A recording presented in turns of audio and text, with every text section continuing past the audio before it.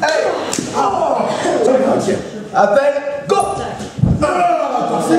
Ah ouais, il était bien là. Ok, ensuite je... Voilà, c'est vachement mieux. C'est vachement mieux là.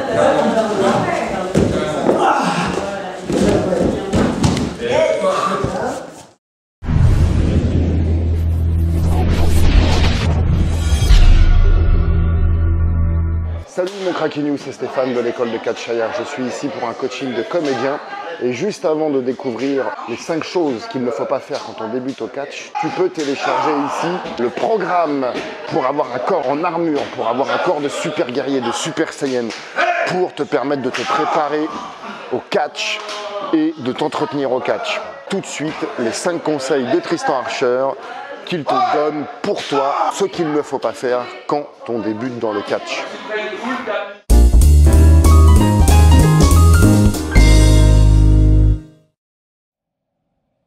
Salut les craquinous. Moi je sais, j'ai volé ça à quelqu'un, mais bon, je dirais pas à qui. Voilà, les prochaines séries de vidéos seront un petit sorte de top 5 des choses à ne pas faire, tout simplement. Par exemple, je vois une prise électrique, je ne mets pas mes doigts dedans, ou je ne verse pas de l'eau dedans. Voilà, donc nous on va faire un petit top 5 des choses à ne pas faire. Première chose, top 5 des choses à ne pas faire quand on commence dans le catch. Top 5, on va commencer par la chose décroissante. Après, il n'y a pas vraiment d'ordre, hein, c'est juste des choses à ne pas faire. Ne pas se pointer lors de son premier gala, par stress ou par peur de rater, en sortant une excuse bidon et en ne prévenant pas en fait, ou alors en prévenant une heure avant. Si on ne se sent pas capable de le faire, ben on prévient le promoteur au moins 2-3 semaines à l'avance qu'il puisse trouver une solution de secours. Quatrième, top 4, respecter les consignes du promoteur.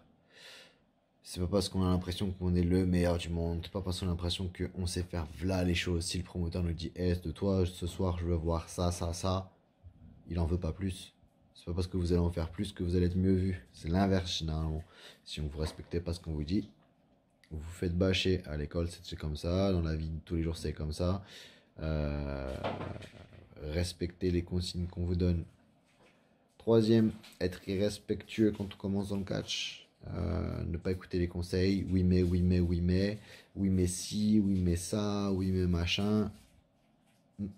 Être impoli aussi, hein, ne pas dire bonjour en commençant le catch.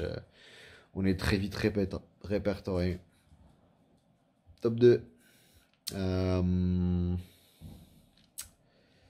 Top 2. Je dirais ne pas assez se mettre en valeur. Accepter des bookings gratuits ou accepter de à la fois payer son transport et de venir bosser gratuit. C'est compliqué à un moment donné, faut avoir confiance en vous et il faut être conscient de ce que vous êtes capable de produire ou pas. Si quelqu'un s'intéresse à vous, s'il vous contacte, c'est qu'à un moment donné il voit quelque chose en vous. Donc allez pas bosser gratuitement, négociez au moins le transport pour votre premier combat dans la promotion. Si vous commencez, c'est vrai que c'est dur de parler de salaire, mais au moins les transports, au moins un petit truc qui fait que finalement l'argent vous le perdez pas, parce que si vous plaisez, si vous avez bien bossé, vous y retournerez, le transport sera encore une fois payé et ce coup-ci vous aurez une paye, ce qui semble assez logique, mais voilà. Et enfin, dernière des choses à ne pas faire, c'est créer des histoires. Créer des histoires avec d'autres workers, créer des histoires avec des fans, c'est en gros ne pas être professionnel tout simplement.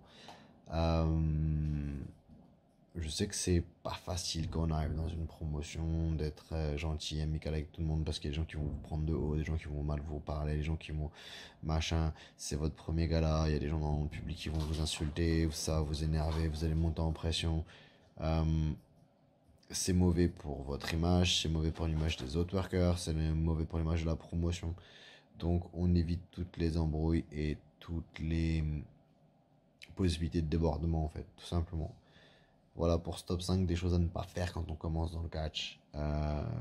C'est un peu à l'envers, mais en même temps c'est c'est bien d'entendre les choses à ne pas faire, puisqu'on donne toujours les choses à faire. Donc voilà, bonne première vidéo. Voilà mon Cracking You, j'espère que ça t'a plu. Si tu veux avoir la chance toi aussi de rejoindre l'école de Catch Shaya, remplis le questionnaire qui est ici, un questionnaire pour peut-être avoir un rendez-vous téléphonique avec moi.